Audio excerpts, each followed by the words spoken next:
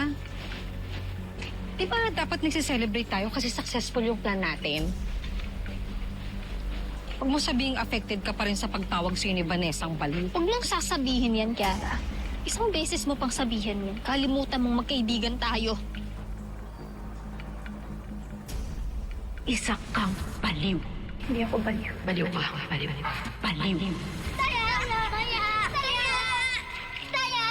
Taya! Taya ka! Ayaw ka namin kalaro. Di ba krung-krung to? Yak! Baliw! Yak! Baliw! Baliw! Baliw! Baliw! Ay, ano sinasabi mo baliw ako? Hindi ako baliw! Hindi ako baliw! Ano sinasabi yung baliw ako? Ay! Hindi ka titigil? Halika nga rito. Halika rito. Ay, nak. Halika rito. Baliw!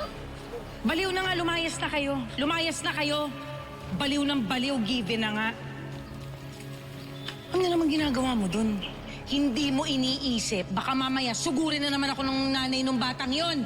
Nay, bakit akong sinasaktan nyo? Sila ang nauna. Eh, ano ngayon? Huwag nila akong baliw. Eh, totoo namang baliw ka kasi. Na-obvious ka lang. Kaya naisip ko eh. Alam mo dapat sa'yo, dalin dun sa center, dun ka nababagay kasi luka-luka ka. Baliw ka. Ayoko, Nay. Wala akong sakit. Hindi ako baliw. Sinasabi ko sa'yo, baliw ka. Okay, naintindihan mo, baliw ka. Kaya dadali na kita sa center, dun ka bagay. Dun ka bagay. Ayoko, Nay.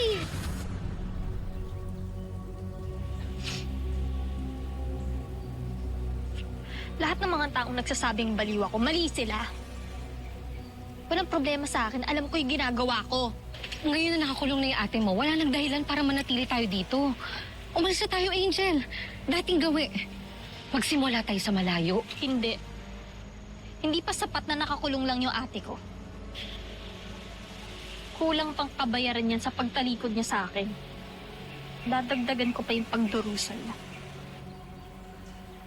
Habang nakakulong siya at wala siyang magawa, aagawin ko yung buhay niya. Aangkinin ko yung pinaka-importanting bagay sa buhay niya. Ang pamilya niya. At sisiguraduhin ko na wala na siyang babalikan kapag nakalaya na siya.